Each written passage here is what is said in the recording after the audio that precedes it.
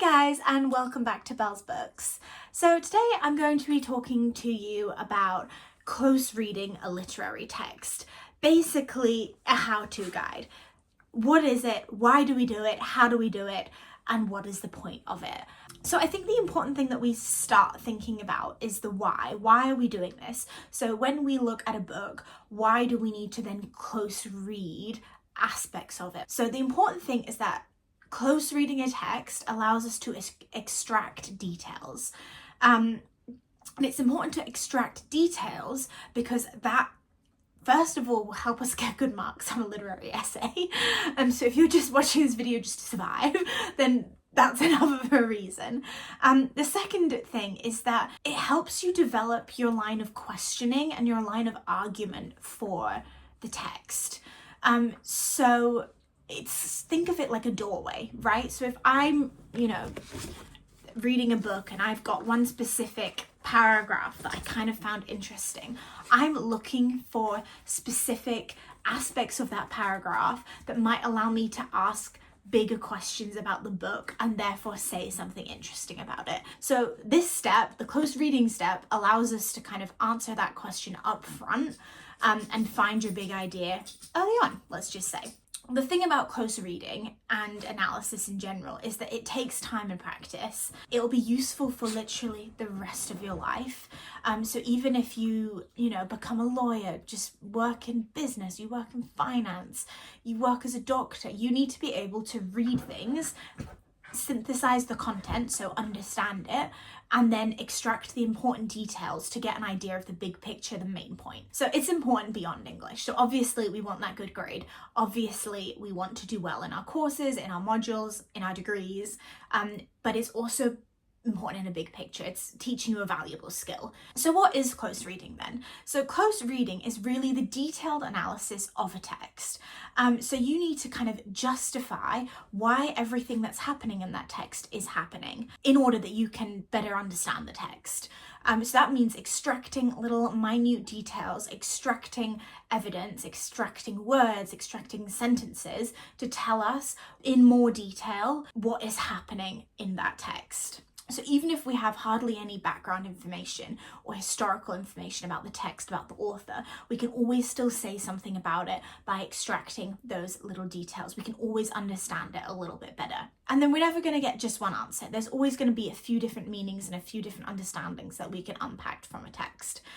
There's always going to be ambiguity. So when we kind of attack a text or an extract, we need to be asking ourselves three main questions. First of all, what is happening?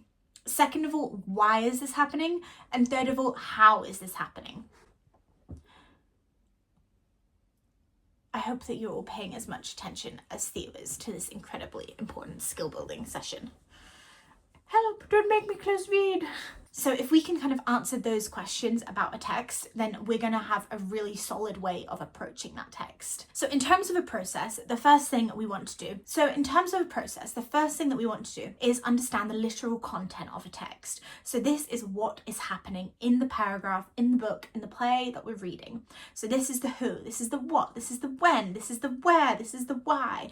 We're thinking about characters, we're thinking about plot, we're thinking about setting, what is established about those three areas. So that's the literal context. We are not doing an analysis at that point.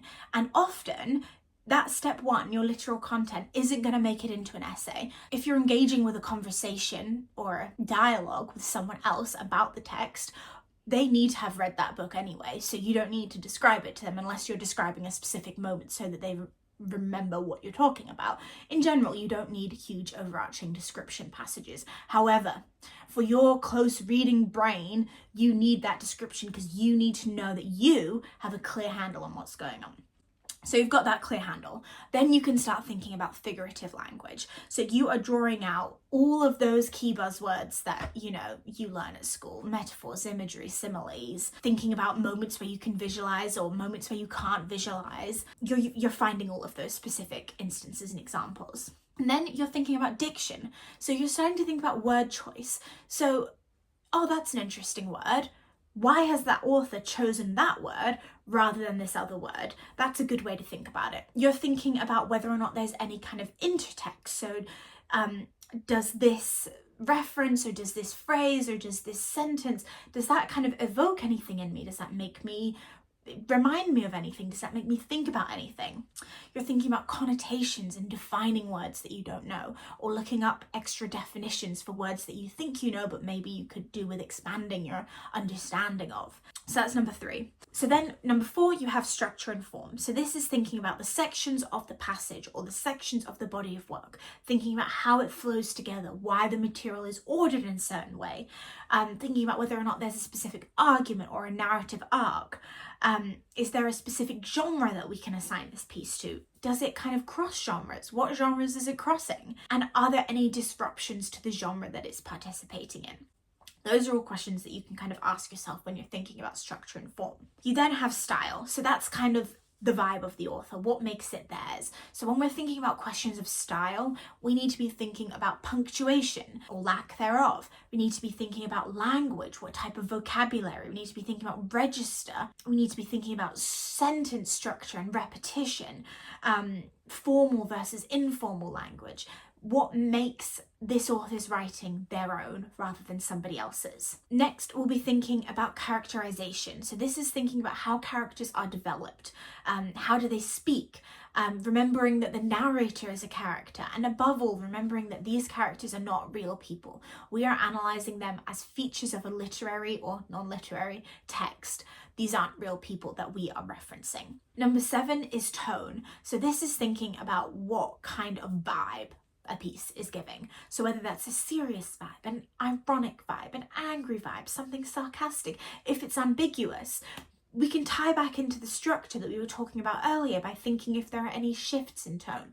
Does the tone shift dramatically? Do we go from melancholy to furious, or sarcastic to angry, or joyful to depressed? This can also kind of link into other changes. So you might notice a shift in diction, and then you can kind of tie that in with a shift in tone as well. Things don't usually happen in isolation. So if you notice a change somewhere, that change is probably going to erupt in other features of your analysis. It would be unusual to have a tone shift that isn't accompanied by language which signifies that tone shift. So we can find those kind of features that connect the two things. Number 8 is themes. So this is like the unifying topic. This is the big idea. This is the broadest concern of the work. What is it bothered about, and why do you know that it's bothered about it? There may be a couple, there may be several. One of the ways to make a powerful argument or kind of really solidify your understanding of a text is to kind of hone in on one and think about why that one is the most important and how you came to the conclusion that it is the most important. So maybe you can find loads of evidence for it.